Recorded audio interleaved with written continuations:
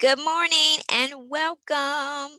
I am hoping that you can see me. Again, this is um, the time that I'm here on Facebook to share with you just some education and things that I've learned over time to help enhance our health. So, I have a question for you today. Have you ever been overwhelmed? If so, tune in. I'm going to share some practical key tips to help you get through those moments when you have overwhelm. So, again, welcome. Thank you for joining me. I am Dr. Valerie A. Mills. I am a non-medical doctor and I'm so passionate about educating and empowering you to optimize your total state of health to help you to create executable habits that will allow you to be well from the inside out. So, again, welcome. Thank you for taking the time, a few moments out of your day to join me. So, let's get into this. Have you ever been overwhelmed? Today, I want to share with you the power of stop when it comes to overwhelm. I'm going to share my screen here with you in just a few moments. But before I do that, I just want to talk to you a little bit about overwhelm. And so this came about just because in my thinking process, I was involved in a particular meeting, and it just dawned on me how easy it is for I was talk about me, how easy it is for us to feel overwhelmed or for me to feel overwhelmed, just because there's so many things going on, so many things that you want to do, so many things that you would just really enjoy helping others with. You just being charitable, and just living life. And so I was just thinking overwhelmed. Wow, it is easy to do that. So let me share a definition with you of overwhelm that I acquired. Overwhelm is a verb. And the reason that I share with you that overwhelm is a verb is because a verb is an action word. And I so often thought that when I've thought to myself, I'm overwhelmed or I'm feeling overwhelmed, I'm just overwhelmed, never even considered that it was a verb and that action that I was expressing was trying to consume me. So overwhelm means to charge with too many tasks. Charged with too many tasks. Overwhelm can come about with emotions or our perception of what is going on. Now, I like to look at the origin of words. So, the origin of the word overwhelm, which I stated as a verb, means to turn upside down, overthrow, or knock over. And when we have in past times, or maybe some still do, when we have gotten to a state of overwhelm, consider this: negative emotions tend to try to set in, or they do set in. The negative emotions of anger and anxiety and fear, and sometimes even guilt. And guess what happens when we allow those to give those space in our environment? Stress. It causes stress on a negative end. And remember, stress supports the release of cortisol, the stress hormone. So, our stress hormone cortisol should be higher in the morning and it should get lower throughout the day to assist with our rhythm, our body's natural rhythms to cool down and to relax and to be able to sleep. So when we're in this state of stress, a neurotransmitter called serotonin is depleted, and that positions you to be sad or even to maybe try to be in a depressive state. So um, this stress of being overwhelmed, it can disrupt our thought processes, and it can even result for some in panic attacks. And if any of you have ever had a panic attack, you can think about it. Your heart beats fast, you start to sweat, you get short of breath, you might even have chest pain or indigestion, or some may even go to emotional eating just because of the stress, because of feeling overwhelmed. So, how do I relate this to your health? We've been talking about in past weeks, we're talking about gutting your skin's glow, allowing your skin to receive what it needs so that you are able to allow your beauty to show. And we learned over these several weeks that when we are stressed and our gut or our gastrointestinal tract is not able to function as it normally does or should, then we are setting ourselves up to express negative issues with our bodies. So we may have a disease label tagged to us, or think about a disease is a lack of ease. Your body is expressing a lack of ease. So when we think of overwhelm, or when I think of overwhelm, and over the past several weeks I have allowed myself to be in some states of overwhelm, and thinking on that, I was stressing myself out. I was not able to stay into my normal routine, and so I was feeling overwhelmed. So whenever we think about overwhelm, those all of those inputs, feeling like we are turning things are turned upside down. We can't accomplish what we desire to accomplish. We had so many inputs, and there's so many recommendations to be healthy, to relax, to get good sleep, that sometimes even with those recommendations coming from so many different places, we don't really know what to do. So we try many things, and there's not one thing that we can actually set ourselves on that has actually provided resolution. So I want to share here today with overwhelm and the power of stop. And these are some things that I just thought of. And hopefully they'll be helpful to you, because I don't want you to end up in a state of overwhelm to the point that you're disappointed or discouraged or you're in despair, and your body actually expresses a dis-ease label, a lack of ease. So I am going to share my screen, and I am going to go through a little PowerPoint that again was going to share with you the power of stop. So let me get this pulled up, and then we will go from there. And this is, again, is called the power of stop. So let me just take a deep breath and slow down, and we can keep this moving. So the power of stop, releasing overwhelm. Now, I'm talking to myself because I've had to remind myself to not be in a state of overwhelm, because it does impact your body's expression. It can impact your health. It can lead you into phases of mindset that you don't want to be in. So I am sharing with you right now, releasing overwhelm. So let's get started. So again, stop. What does it mean? Stop is to cause an action or process to come to an end. Like so many common things that the one of the most common things that we see is a stop sign. When you see that red octagon shape with those four letters on there, you need to stop to prevent yourself from being involved in a situation that is not helpful, not beneficial to you. So stop. It is a verb, and it means to cause an action or process to come to an end. Let me, yes, yep, we're good.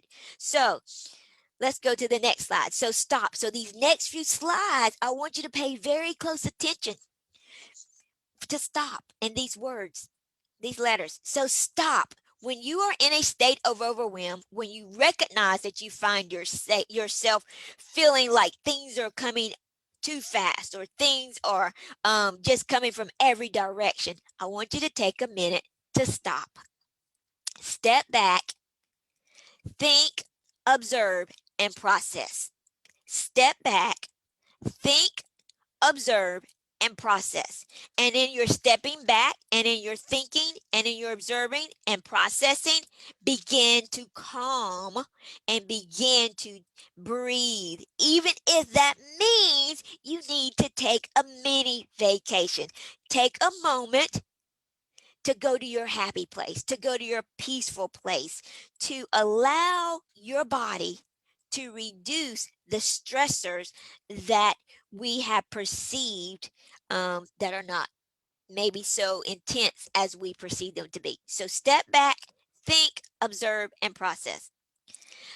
Stop also is a time for us to de-stress,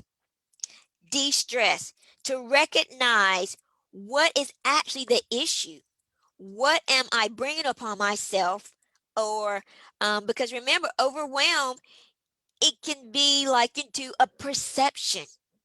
So, what am I allowing myself? What am I perceiving to be so intense? So, de stress. Again, take that moment, take a mini vacation, breathe, and talk. Now, I talk to myself. I don't know about you, but sometimes I have to have moments where I have some self talk, even if that means taking a drive and having a conversation with myself and bringing myself back to a state of reality.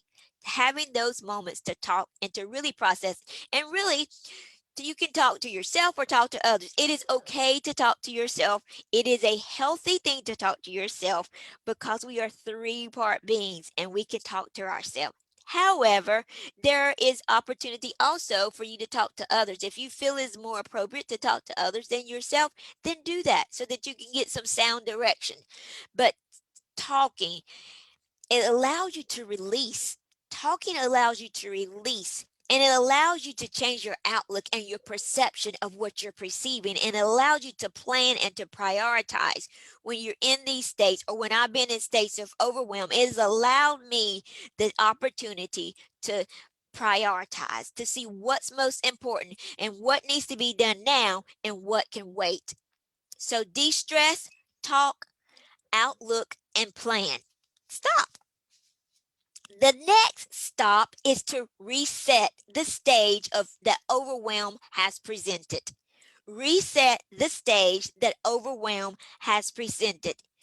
You can always, when you taking those times or when I've taken times to stop, to think, to observe, and to process, it has afforded me the opportunity to have a different view, to reset the stage of what I perceive to be so enormously heavy or so enormously weighted that now I have the opportunity because I can now think, I have a different outlook, a different perspective, and now I'm not letting that overwhelm consume me. So stop, reset the stage that overwhelm has presented. And then another way to stop is to start taking opportunity to prepare. In those times when we know that we may have a long to do list, take the time to really set your day. I like to say to command your day.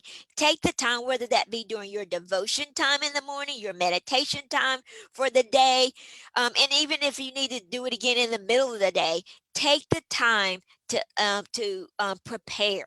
prepare your mindset, to prepare your energy to accomplish what is on the to-do list and take it one step at a time, one moment at a time.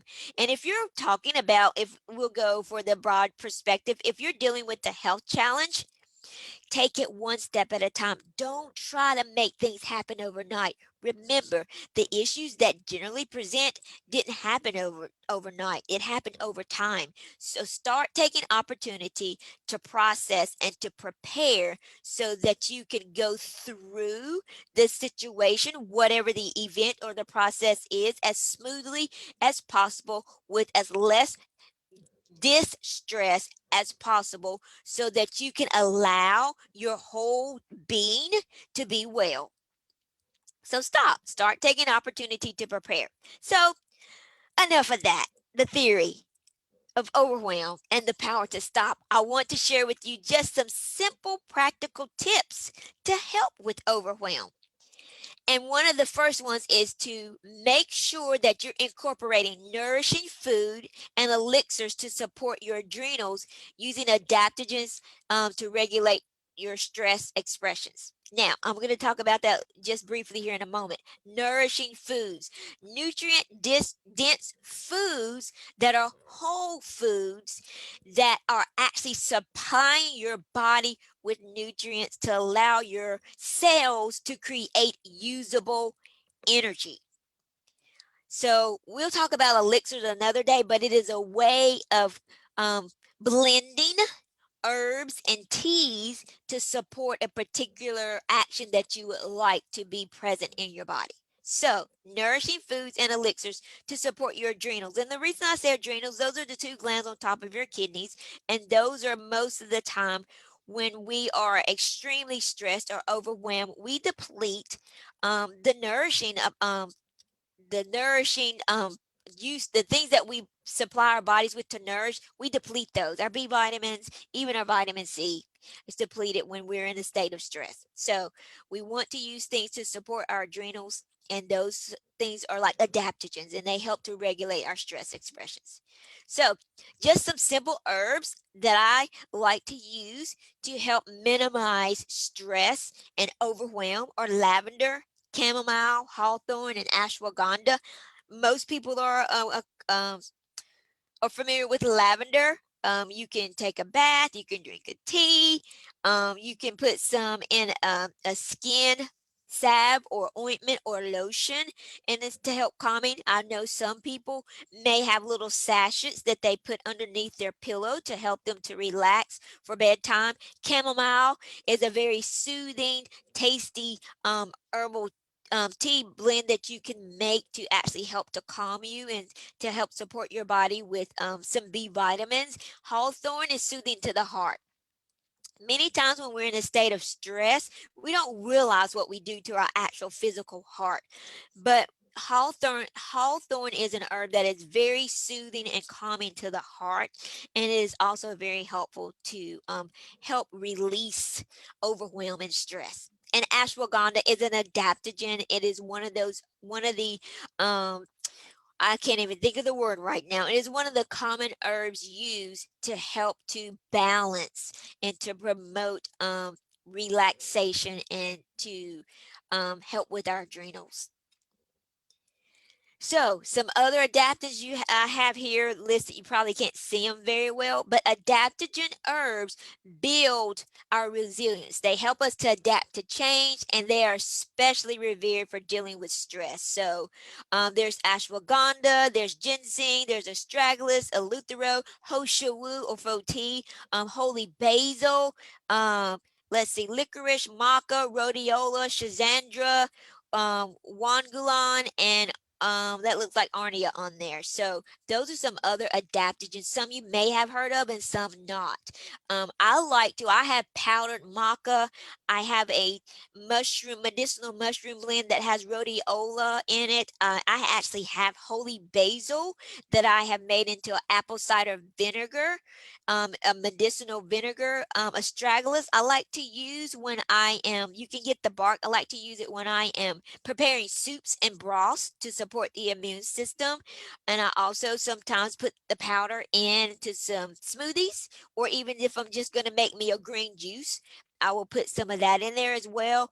Licorice is very balancing as well. You do have to be cautious if you tend to have a elevated blood pressure. It may elevate it even more, so I caution you with that. But these are just some of the adaptogens, and I've actually made stress balls using the powdered forms of some of these adaptogens and mixing it with some seed butter and making balls, and I'm coating it with maybe some either hemp seeds or some coconut flakes and having that as a snack. It's a good healthy fats, it has adaptogens, and it's very supportive to your immune system, and it helps you to deal with stress. So adaptogens.